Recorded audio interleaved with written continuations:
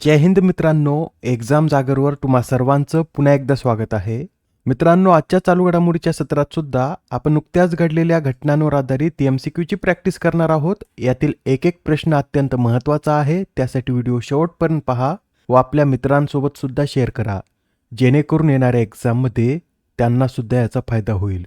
आजच्या सत्राचा पहिला प्रश्न पहा. नासाचे नवीन अध्यक्ष कोण बनले आहेत? या प्रश्नाचं उत्तर आहे पर्याय क्रमांक 3 म्हणजे जेरेड इसाकमन हे आता नासाचे नवीन अध्यक्ष बनले आहेत. ते नासाचे कितवे अध्यक्ष आहेत? तर ते नासाचे 15वे अध्यक्ष आहेत.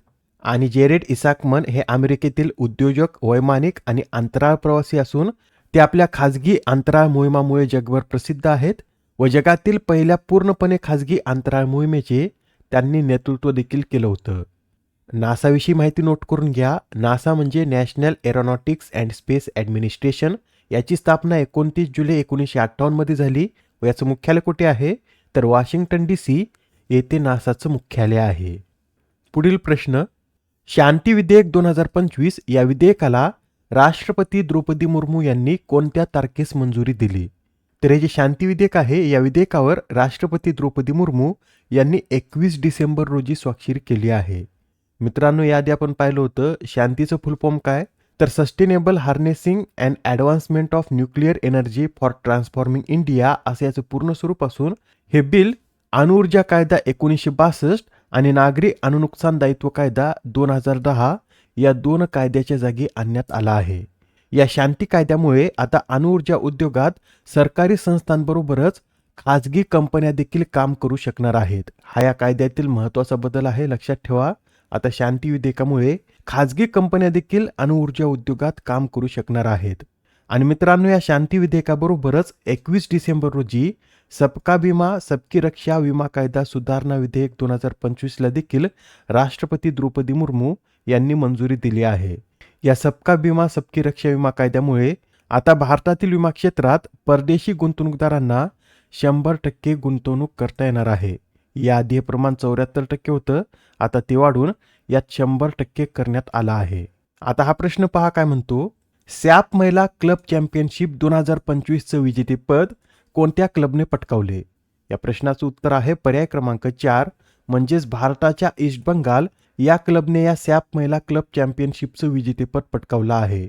ईस्ट बंगालने अंतिम सामन्यात नेपाळच्या APF या क्लबला हरून ही स्पर्धा जिंकली. या स्पर्धेचं आयोजन कुठे करण्यात आलं होतं? तर नेपाळ या देशात या स्पर्धेचं आयोजन करण्यात आलं होतं. आणि मित्रांनो, ही या स्पर्धेची पहिलीच आवृत्ती होती. या पहिल्या आवृत्तीत सर्वाधिक गोल करणारी खेळाडू ही युगांडाची फाजिला एक्वापुट ठरली आणि त्या ईस्ट बंगाल या क्लबकडून खेळत होत्या. सर्वोत्कृष्ट खेळाडूचा पुरस्कार सुद्धा फाजिला एक्वापुट यांनाच मिळाला. तर फेअर प्ले पुरस्कार हा भूतानच्या ट्रान्सपोर्ट युनायटेड या क्लबला मिळालेला आहे. अत्यंत महत्त्वाची न्यूज आहे. येणाऱ्या एक्झाममध्ये नक्की यावर एक प्रश्न पाहण्यास मिळेल, त्यासाठी एवढी सर्व माहिती नोट करून घ्या. Next question. कोणता देश हा जगात सर्वाधिक मकाना उत्पादन करणारा देश ठरला? या प्रश्नाचं उत्तर आहे पर्याय क्रमांक 1 म्हणजेच आपला भारत हा जगात सर्वाधिक मकाना उत्पादन करणारा देश आहे. ही जी माहिती आहे ही सरकारने संसदेत दिली असून जागतिक मकाना उत्पादनापैकी 80% मकाना उत्पादन हे आपल्या भारतातच होतं. आणि भारतात देखील सर्वाधिक मकाना उत्पादन करणारं राज्य कोणतं? तर बिहार हे भारतात सर्वाधिक मकाना उत्पादन करणारं राज्य आहे. बिहार या राज्यातच एकूण मकाना उत्पादनापैकी जवळपास 85% उत्पादन केलं जातं. बरं, तुम्हाला लक्षात आहे का भारतात मकाना बोर्डची स्थापना कोणत्या राज्यात करण्यात आली? तर बिहार याच राज्यात मकाना बोर्डची देखील स्थापना करण्यात आलेली आहे. आता हा प्रश्न पहा. विकसित भारत जी रामजी योजनेसाठी किती कोटी रुपयांची तरतूद करण्यात आली? या प्रश्नाचं उत्तर आहे पर्याय क्रमांक 3 म्हणजेच विकसित भारत जी रामजी योजनेसाठी 1,51,000 कोटी रुपयांची तरतूद करण्यात आली. ही जी माहिती आहे ही माहिती केंद्रीय कृषी मंत्री शिवराज सिंह चौहान यांच्याद्वारे देण्यात आली आहे. तर लक्षात ठेवा, आता विकसित भारत जी रामजी योजनेसाठी 1,51,000 कोटी रुपयांची तरतूद करण्यात आली. या विकसित भारत जी रामजी योजनेविषयी सांगायचं झालं तर या योजनेने आता मनरेगाची जागा घेतली असून 18 डिसेंबर रोजी लोकसभेत व राज्यसभेत मंजूर झाली व 21 डिसेंबर रोजी राष्ट्रपतींनी या योजनेला मंजुरी दिली. या योजनेअंतर्गत प्रत्येक कुटुंबाला 125 दिवसांच्या रोजगाराची हमी मिळेल व या रोजगार निधीमध्ये केंद्र सरकारचा हिस्सा 60% तर राज्यांचा हिस्सा 40% असणार आहे व ईशान्येकडील राज्यासाठी हे प्रमाण 90:10 असेल. आणि मित्रांनो, या जी रामजी योजनेत काम न उपलब्ध झाल्यास बेरोजगारी भत्त्याचीही तरतूद करण्यात आली आहे. नेक्स्ट क्वेश्चन, 22 डिसेंबर रोजी नौदलामध्ये दाखल पाणबुडी विरोधी युद्धनौकेचं नाव काय? तर 22 डिसेंबर रोजी अंशदीप ही पाणबुडी विरोधी युद्धनौका भारतीय नौदलामध्ये सामील झाली आहे. या अंशदीप युद्धनौकेला चेन्नईतील नौदलात सामील करण्यात आलं. या जहाजाची निर्मिती कोणी केली? तर कोलकाता येथील Garden Reach ship builders and इंजिनियर्सने या जहाजाची निर्मिती केली व या कंपनीद्वारे अशा 8 जहाजांची निर्मिती करण्यात येत आहे. त्यापैकी हे तिसरं जहाज आहे.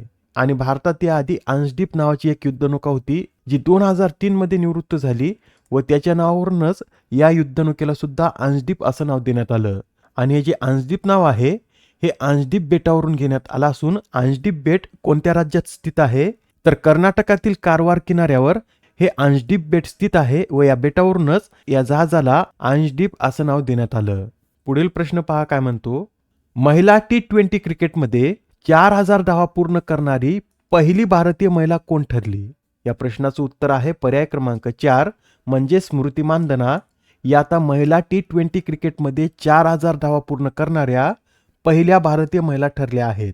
त्यांनी आपल्या 4000 धावा कोणत्या देशाविरुद्ध खेळताना पूर्ण केल्यात? तर त्यांनी या धावा श्रीलंकेविरुद्ध खेळताना पूर्ण केल्या आहेत. आणि आता महिला T20 इतिहासात 4000 धावांचा टप्पा ओलांडणाऱ्या त्या दुसऱ्याच फलंदाज ठरल्या आहेत. याआधी अशी कामगिरी कोणी केली होती? तर सुजी बेट्स यांनी अशी कामगिरी केली होती. त्यांच्या नावावर 4716 धावा आहेत व सर्वाधिक धावा करण्याच्या बाबतीत सुजी बेट्स अजून तरी पहिल्या क्रमांकावर आहेत व त्यांच्यानंतर दुसऱ्या क्रमांकावर आपल्या भारताच्या स्मृती मानधना आहेत. Next question, Salman Khan the Sultan of Bollywood या पुस्तकाचे लेखक अथवा लेखिका कोण हेच आपल्याला या प्रश्नात सांगायचे आहे. तर हे जे Salman Khan the Sultan of Bollywood हे जे पुस्तक आहे हे पुस्तक मोहर बसू या लेखिकेने लिहिलं आहे. याआधी सुद्धा काही महत्त्वाचे पुस्तक प्रकाशित झाले होते, ते सुद्धा आपण एकदा रिवाईज करून घेऊया.